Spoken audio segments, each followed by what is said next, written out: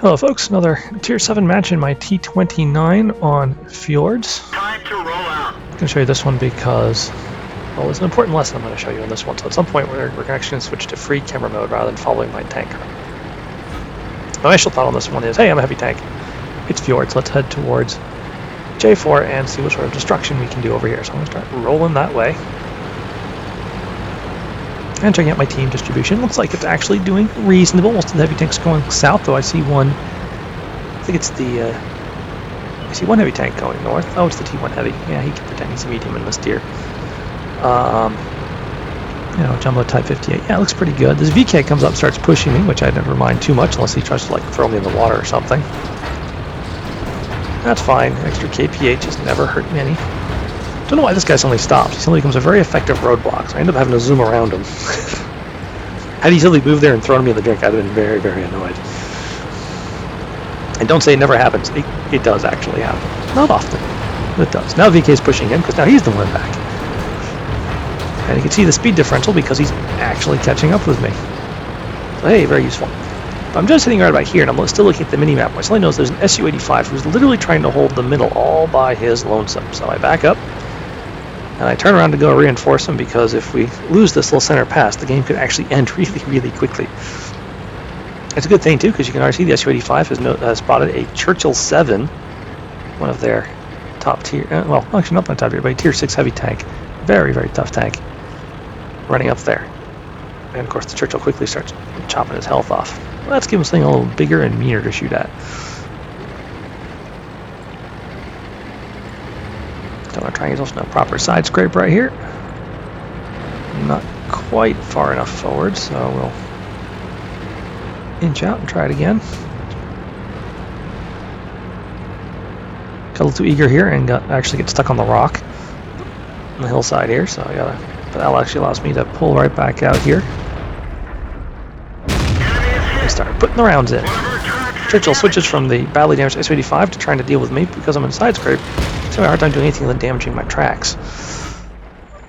Enemy armor is hit.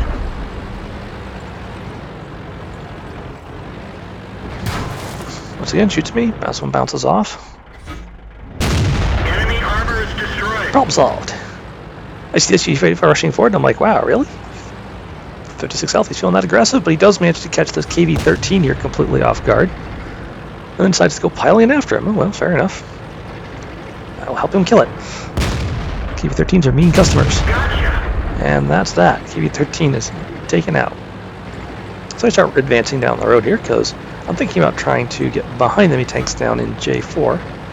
When this ARL suddenly pops up, I first think I'm protected, but he actually ends up shooting me in the side. Oops. So now he comes over and he's going to hug that rock, but he can't side scrape like I can because he doesn't have a turret. Let's roll. Su-85 comes up to try and help again.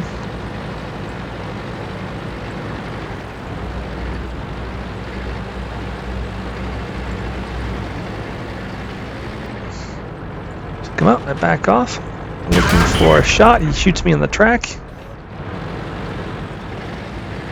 Having a hard time getting a good beat on this guy. But from right here, I can finally see past my buddy to start shooting the ARL in his weak point on top of the tank. Su-85 takes the opportunity there to get him. And that's when this AT-7 suddenly pops up and shoots me in the track. I'm thinking about shooting him at first. I'm like, no, get a gun out of play. Take another shot. 971 damage. Hear a bounce. And this is the point where we're going to go to free cam mode. Enemy armor is hit. I'm sitting here just going to pound this AT-8. And I like to point out where he's shooting me. Watch this next hit comes in. See the damage on my ear? On the turret ear? Now he's right now he's side scrape, but he's trying to shoot me in the ear of my T29. Now he's dead. There's no point in shooting there from the front. There's no hitbox.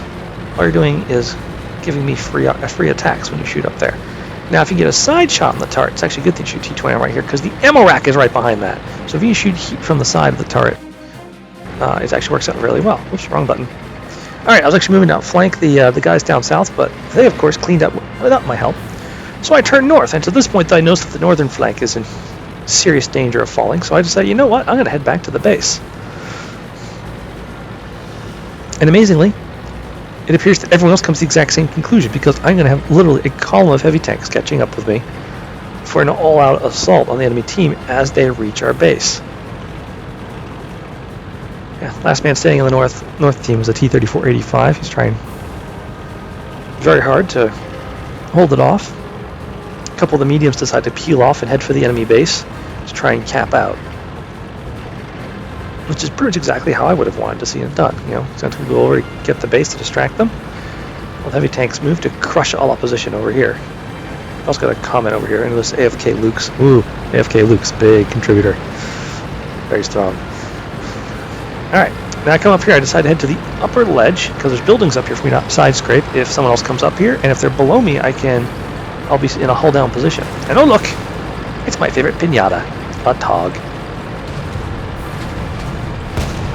So I'm actually trying to get in here and shoot through here to get him, but he backs away just in the nick of time. But once he comes out again, he's no match for us. Alright, Tog out of the way. We saw at least one other tank up here. Oh, there's the Chi-Nu. And there's a VK-31D behind him. 31D has more hit points and is the more dangerous target. Besides, I can get my gun on him. So we put a round into him. The Chi-Nu is killed by the Comet.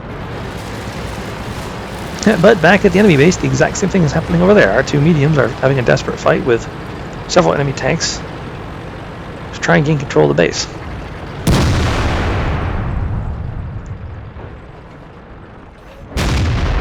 There we go. Handle that little problem. And now we've cleared our base about the same time the enemy team clears their base. But they've got two Tier 5s left, a T-34 and an ELC. While the ELCs are annoying little punks, they're not really that dangerous to a T29 because we have good gun depression. So I told the team that I'll watch the base. I had not actually noticed that I was on 5 kills, or I would have been charging off going, Top Gun, must get Top Gun. But I decided to watch the base in case the ELC decides to do something sneaky and tries to cap out from behind us, while the rest of the team moves to secure the enemy base. As a result, the rest of this match is mostly going to be me watching, so we're going to do it in double speed so that we don't waste too much of your precious time. So run down here, over here, and take up a blocking position at the intersection over here. And the moment I see both enemy tanks are accounted for over there, I'm going to move that way. But there's no way I'm going to catch up. I'm really, really slow. Oh, there's a T-34. He did try to move away. He ends up killing the the Valiant Su-85. Come running down this way, but I don't dare get too much further because I want to make sure I have plenty of time to get back to the base in case the ELC shows up over there. Sorry. Oh, there's the ELC. I now know both enemy tanks are near the base. I turn around and start heading towards it. But all the team members are sitting on the base. There's no way I'm going to catch up to get a Top Gun at this point.